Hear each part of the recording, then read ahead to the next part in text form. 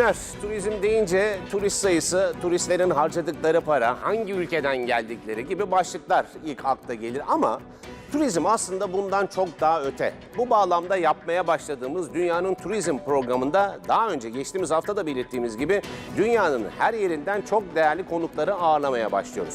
Eski İngiltere Dışişleri Bakanı Jack Straw, World Tourism Forum Başkanı Bulut Bağcı ile birlikte Londra'dan şimdi konuğumuz olacak. Mr. Straw, thank you a lot for being with us. Yayınımıza katıldığınız için çok teşekkür ediyoruz. If it's okay for you, Bulut Bağcı, eğer sizin için uygunsa ilk soruyu ben sormak istiyorum Sayın Straw'a. Tabii ki. Turizmden bahsettiğimiz zaman sayılar, istatistikler akla geliyor. Ne kadar turist geldi, geçen yıldan değişiklik neydi, gelirler, hangi ülkeler, ama tabii ki turizm bundan çok daha fazlası olmalı. Özellikle tabii ki insan boyutuyla. Sizce dünyadaki sorunlarla mücadelede turizmin rolü nedir?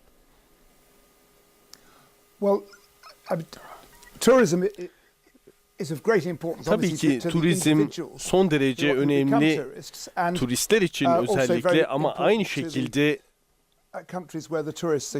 turistlerin gittiği ülkeler için de son derece önemli. Ancak bunun ötesine baktığınız zaman son derece önemli bir rol oynadığını görüyoruz. Farklı ulusları, farklı etnik kökenlere sahip insanların birbirlerini daha iyi anlamasını sağladığını gösteriyoruz. Çinlileri düşündüğünüz zaman 50 yıl öncesinde Çinliler kültürel devrimlerini yaşıyorlardı ve bu gerçekten son derece büyük bir yoksulluk ve baskı döneminden, çok daha kötüsünün yaşandığı bir dönemden, bir yandan da ülke dışına çıkılmasının yasak olduğu bir dönemde yaşıyorlardı. Çin'e girmek de çok zordu ve bunun sonucu da tabii ki buradan, Londra'dan baktığımız zaman gördüğümüzü söylüyorum.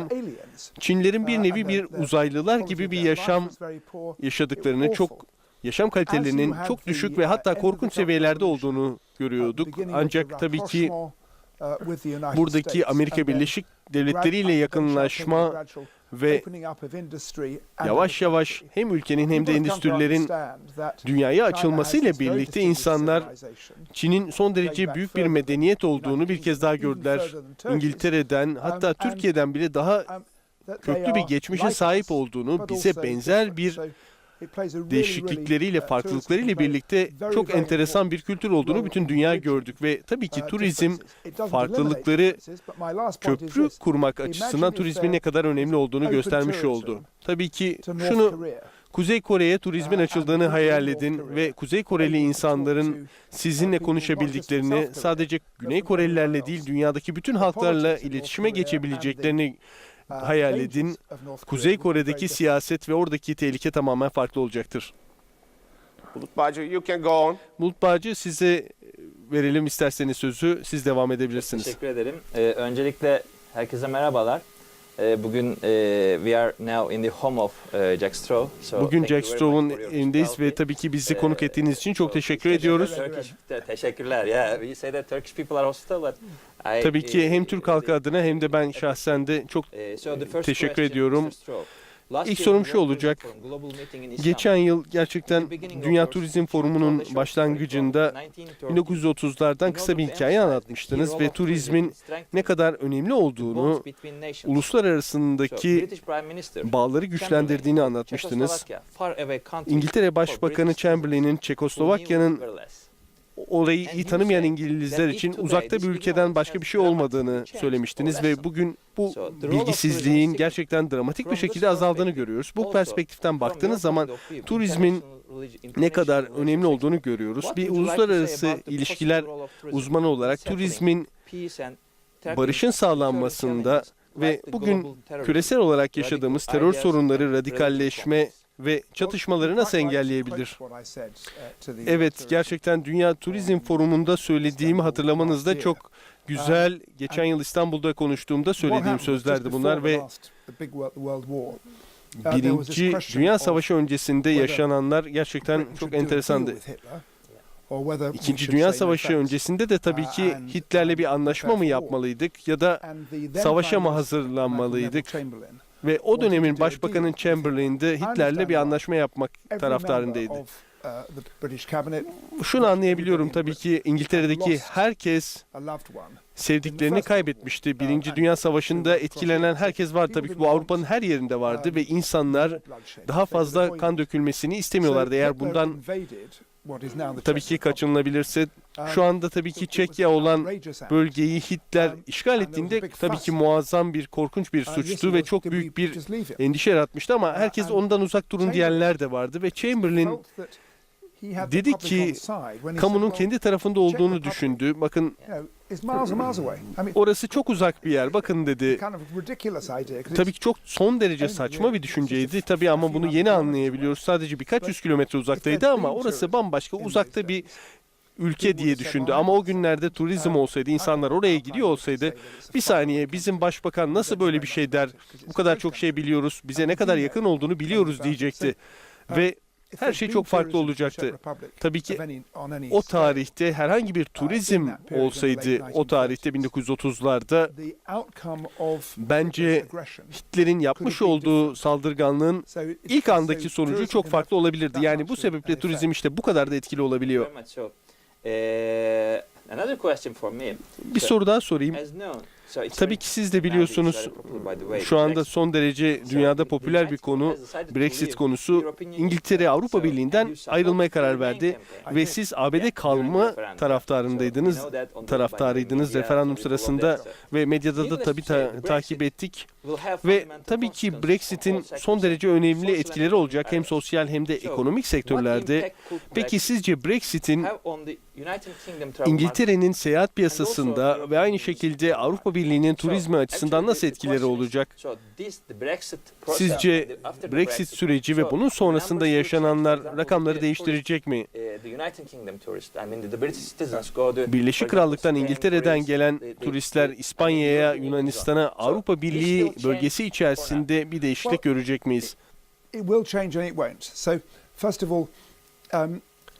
Öncelikle şunu söylemem gerekiyor. İnsanların tatil için seyahat edecek insanlar ticaret ve iş için seyahat edecek insanlardan daha az etkilenecek. Bu kadarını söyleyebiliriz. Tabii ki burada bir vizesiz seyahat olduğu sürece bunu düşünüyoruz tabii ki. Ama bunun devam edeceğini düşünüyoruz. Tabii ki böylesine bir vize uygulamasının başlamayacağını düşünüyoruz. Ve tabii ki İngilizler Fransa'ya gitmek için vizeye ihtiyaç duymayacaklarını tabii ki kabul ediyoruz. Ancak İngiltere'den Avrupa'ya ne kadar turist geleceği ya da bu ters yönde bu turizmin hangi sayıda gelişeceği, bu bizim karşılıklı alışveriş oranlarımıza göre tabii ki şekillenecektir. Çünkü buradaki pound'un değerine göre ve Brexit sonrasında tabii ki pound değer kaybetmişti. İngiltere daha da ucuz olacak ve turist çekmesi için bu tabii ki önemli olacaktır. Yurt dışına gitmek de daha pahalı olacaktır ve tabii ki Londra'da turistler için son derece zor bir nokta olmasına rağmen son derece popüler bir hale geldi son dönemde. Tabii ki bu çok harika bir gelişme. Ben Brexit'in çok büyük bir etkisi olacağını düşünmüyorum açıkçası turizm pazarında Avrupa'dan. Ancak tabii ki şunu da değerlendirmek gerekiyor. Son derece büyük bir siyasi gelişme yaşanmadığı takdirde tabii ki bunu söyleyebiliriz. Örneğin Fransızların bize böyle bir özellikle bir zarar vermek için ya da karşılıklı bir husumet olmadığı sürece böyle bir sıkıntı yaşanacağını düşünmüyorum açıkçası. Tabii unutmamak gerekiyor. Son yüzyıl içerisinde yaptığımız iki savaşta Almanlara karşıydı tarihi olarak, bunu söylemek gerekiyor. Ancak tabii ki bu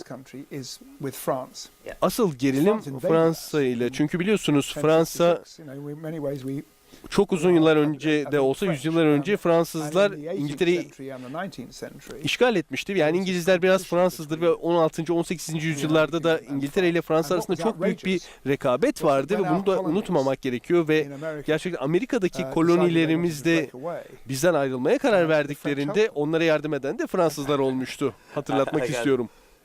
Evet, anlıyorum. Stüdyodan bir sorumuz olacak.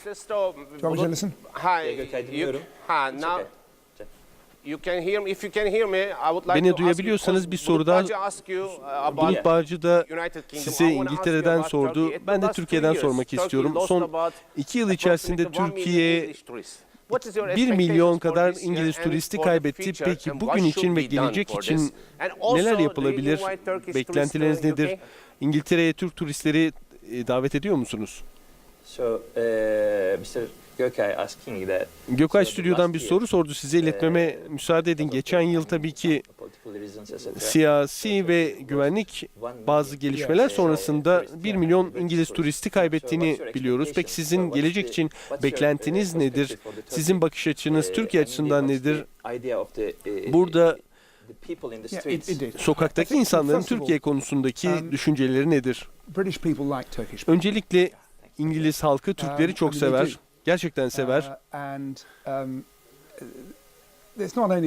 Ve bu sadece tabii ki buradaki Türkler ve Kuzey Kıbrıs Türk Cumhuriyeti'nden, Kuzey Kıbrıs'ta Türklerin buradaki varlığından dolayı değil. Gerçekten bizim Türklerle sıcak ilişkilerimiz var.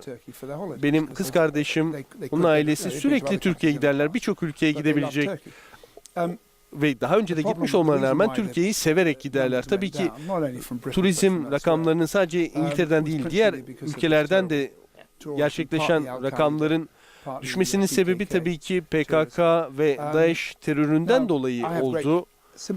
Ancak tabii ki bu konuda Türkiye'ye çok büyük bir anlayışla yaklaşıyorum. Çünkü 1970'lerde ve 80'lerde çok büyük terör saldırılarıyla karşılaştı. Ulusalcı İrlandalıların ve El-Kaide'nin de terör saldırıları yaşanmasına yol açtı ve Amerikalılar da onların gördüğü sadece tek bir bombaydı ve bütün İngiltere'nin teröristlerce bomba yağdığını düşünmüşlerdi ve buradaki haberler de olayın daha da büyük olarak algılanmasına yol açmıştı. Umarım güvenlik güçleri bu terör tehdidini tamamen ortadan kaldırmış olurlar ve bu konuda başarılı olurlar. Tabii ki onların başarısı için dua ediyoruz. İnşallah diyoruz. Ve tabii ki son dönemde terör saldırılarının çok büyük oranda azaldığını görüyoruz. Özellikle turizm noktalarında, turizm merkezlerinde. Bu da önemli bir mesaj veriyor. Durumun her şeyin normale döndüğü mesajını veriyor. Aynı şekilde tabii ki kur oranları da Türk lirasının ekonomik olarak da turistler için bir cazibe merkezi haline gelmesine yol açıyor Türkiye'nin ve rakamlarında artık artış trendinde olduğunu görüyoruz. Her şeyi açıkça görmek mümkün. Peki insanların görüşü bu yönde tabii ki biz de tabii ki İngiliz halkını seviyoruz ve karşılıklı olarak halkların birbirini sevdiğini söylüyorsunuz, öyle değil mi? Evet. Peki Dünya Turizm Forumu'nun Gana toplantısında tabii ki Afrika için ne kadar önemli bir şey olduğuna bahsetmiştiniz ve turizmin gelişmekte olan ülkeler için önemini altını çekmiştiniz. Tabii ki bir yandan da tabii ki turizm gerçekten hem ülkelerin gelişmesini sağlıyor, hem ülkelerin, hem ilişkilerin, hem kültürler arası bağların. Peki sizce Afrika ülkeleri için, gelişmemiş ülkeler için turizmin önemini bize anlatabilir misiniz? Yani turizm nasıl iyi bir fikir mi? Evet, gerçekten turizm bir ülke için gerçekten çok iyi olabilir. Özellikle tabii ki Gana gibi bir ülkeden bahsediyorsak onlar için çok enteresan bir tarihe, zengin bir kültüre ve tarihi eserlere sahip olan bir ülke, gidilecek çok fazla yer var mesela Gana'da. Ve aynı şekilde harika bir halkları var. Tabii bizim bakış açımızdan da baktığınız zaman İngiltere ile olan bağlantıları ile birlikte orada çok fazla İngilizce konuşan insan var ve her zaman okuryazar oranında çok yüksek olduğu bir ülke. Ve bir ülke turizmi cesaretlendirmek istiyorsa bütün altyapısının uygun bir şekilde yeterli olduğunu da sağlamasında fayda var. 5 yıldızlı bir otel inşa edip ondan sonra insanların sokağa çıkıp yürüyemedikleri zaman bunun hiçbir anlamı olmuyor ya da herhangi bir tıbbi hizmetlerin olmadığı bir ortamda bir 5 yıldızlı otel yapmanın hiçbir anlamı olmadığını tabii ki herkes biliyor. Bunu siz de çok iyi biliyorsunuz. Her şeyin ucuca birbirine ekleniyor olması lazım. hepsinin birbirini tamamlayıcı nitelikte olması gerekiyor. Eğer bunu yapmazsanız tabii ki 5 yıldızlı bir oteli ya da lüks bir tesisi sadece üretip onu ortada bırakırsanız bu tabii ki ortada kalacaktır.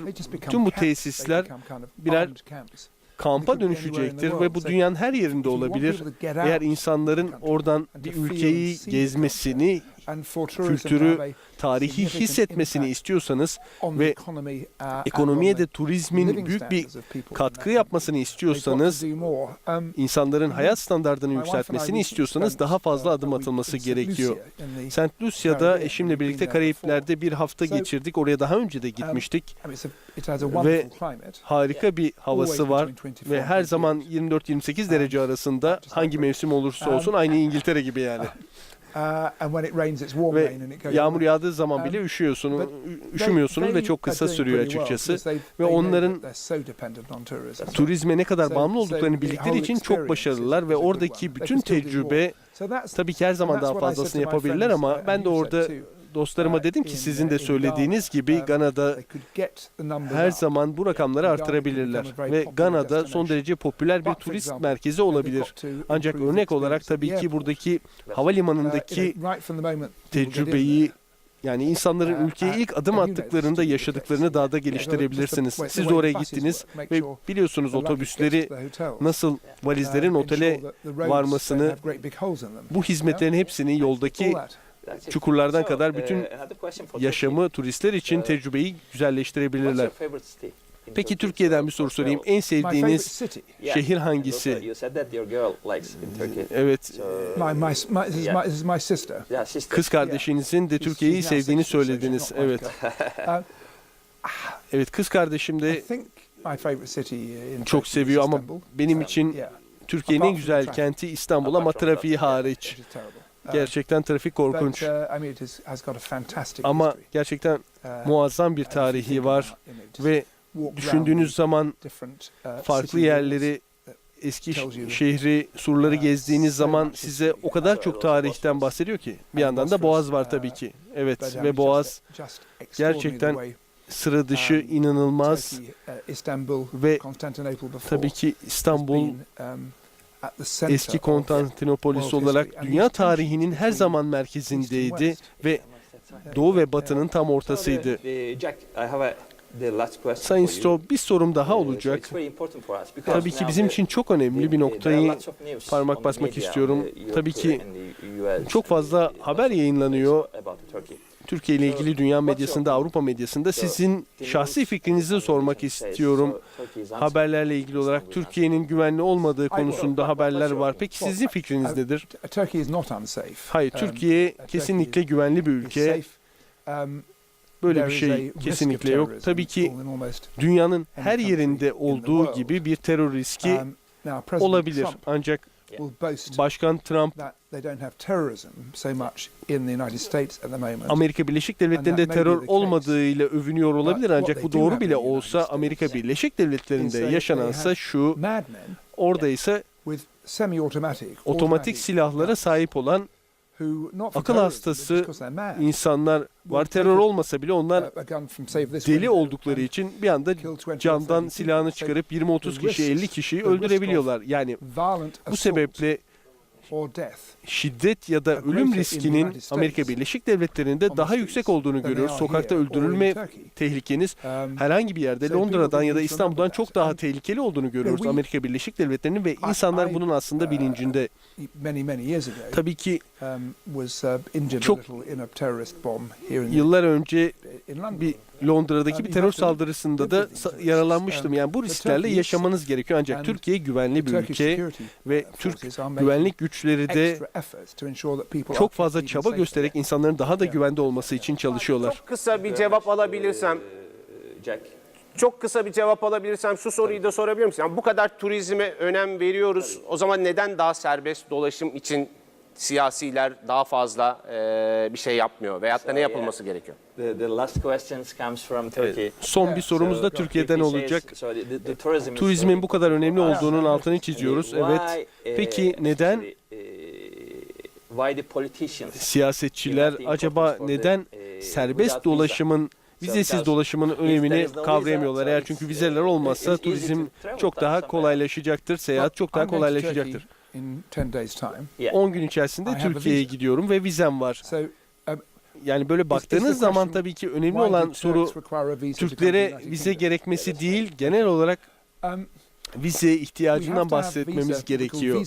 Çünkü vize rejimlerine ihtiyacımızın olmasının sebebi eğer açık bir şekilde sınırlarımız tamamen açık olması durumunda istenmeyen kişilerin girmesini engellemek şeklinde bir mantığı var. Ve bu Türk vatandaşlarını eleştirmek değil, ancak tabii ki bildiğiniz gibi Türkiye çok tehlikeli bir bölgede ve Türkiye'ye Suriye'den, Irak'tan, İran'dan çok farklı bölgelerden insanların girebileceğini görüyoruz. Güney Kafkaslar da bunların içerisinde ve bir Türk pasaportu alırlarsa, eğer bir vizesiz seyahat edebilirlerse bu Avrupa için problem olacaktır.